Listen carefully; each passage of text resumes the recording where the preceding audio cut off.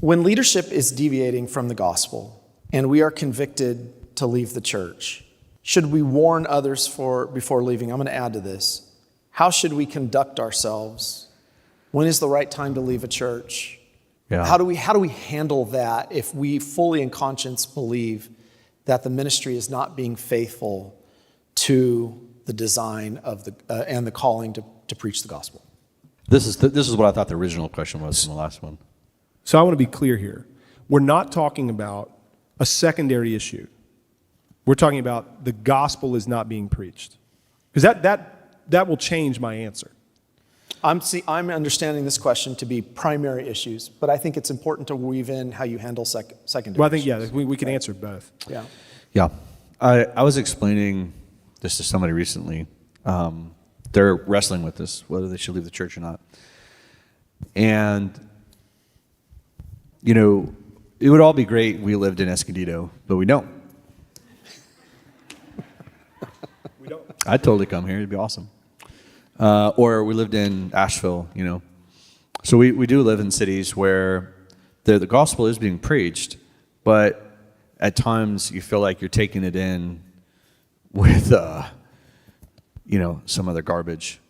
And you have really, if you've come to the conclusion, it is, I've got to go, I've got to leave, because I asked this question to this individuals. I said, do you find it hard to invite people to your church?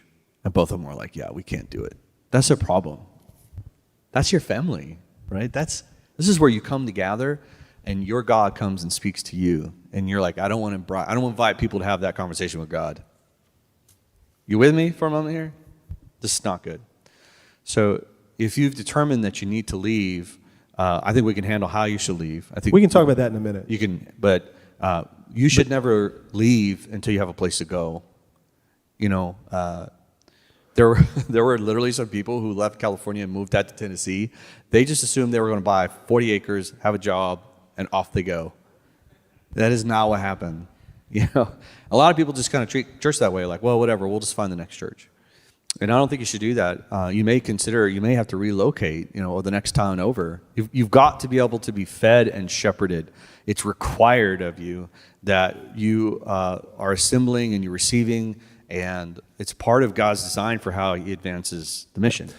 So I'll say that, and I'll let you guys speak to it, and then we can talk about how you leave. Yeah, so to me, the answer is completely different based upon whether we're talking about the gospel isn't being preached in this church versus there are secondary matters that are real and significant that I disagree over. Because these are completely different worlds in my mind.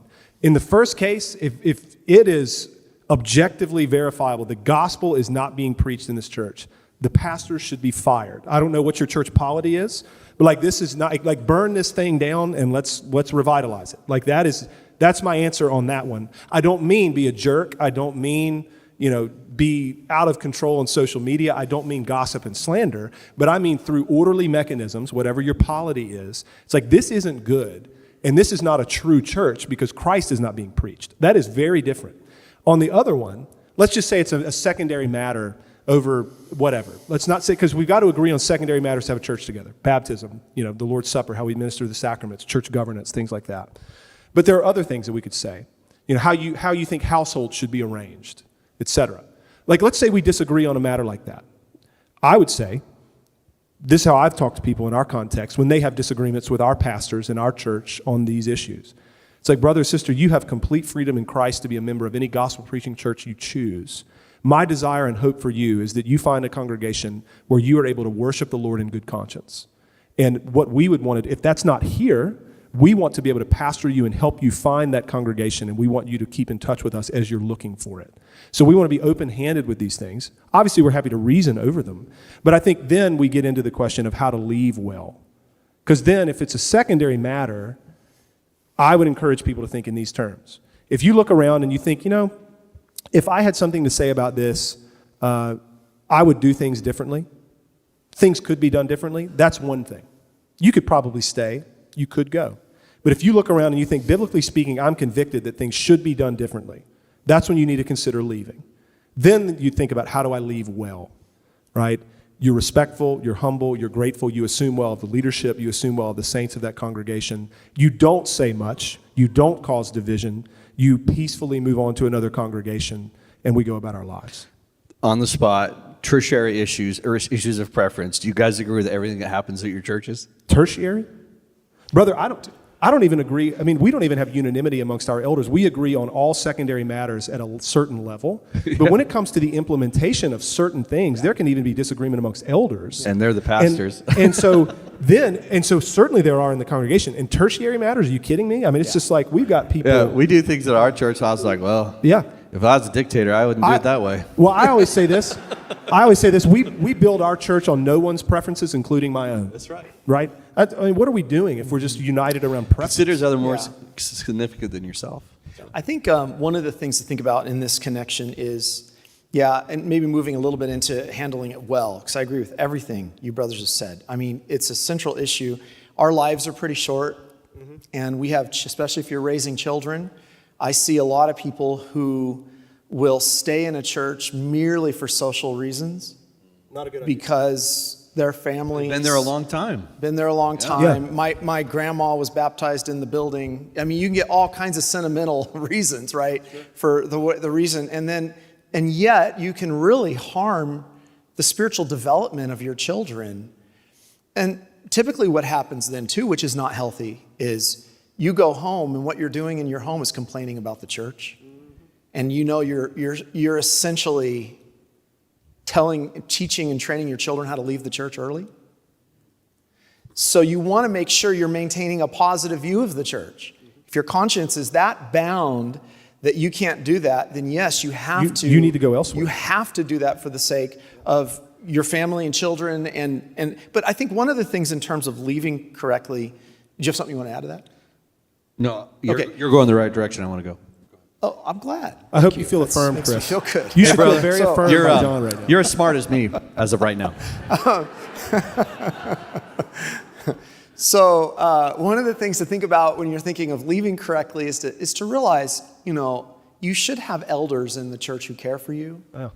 Elders are given to oversee. Their job is, now a lot of this presupposes a CEO model that we're so used to in American church. The pastor's running the show. The pastor's doing everything. He's the unquestionable guy. He's the guy who you can't get to, the guy you can't touch. All that's presupposed in a lot of this. One of the beauties of the eldership is if an eldership's functioning in a healthy way, is their job is to oversee the ministry. The pastor is not a lone ranger.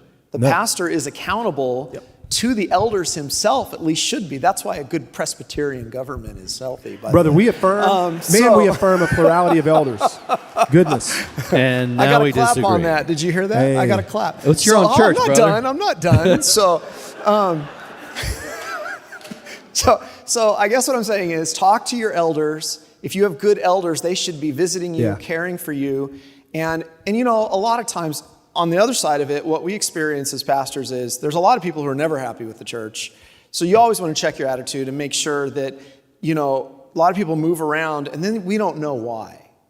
Like all of a sudden so-and-so is just gone, right? And then we hear from some family member, well, they didn't like this that happened, or they were mad at something you said.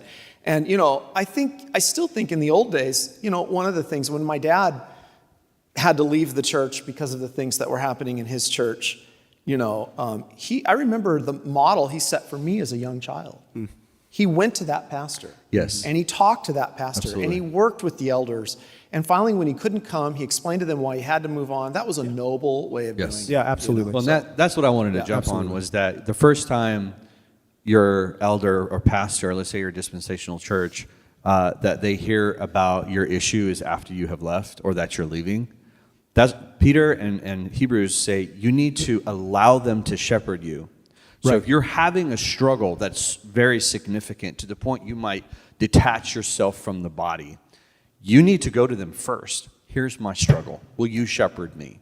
Right? And even if you're in a dispensational church, let that pastor do his job. Right? So I would say this is maybe kind of a hybrid spot, and I realize it's 5 o'clock, so we need to shut this thing down. We talked about the gospel's not being preached. We talked about a secondary issue. I think many of you may encounter situations where you're in a church and it's kind of like, well, it's sort of in between, guys. It's almost like a 1.5 kind of issue.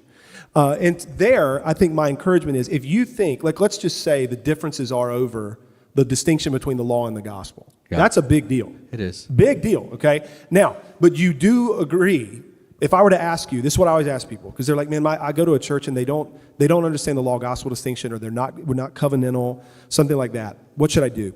It's like, all right, do you think that Jesus is being preached there?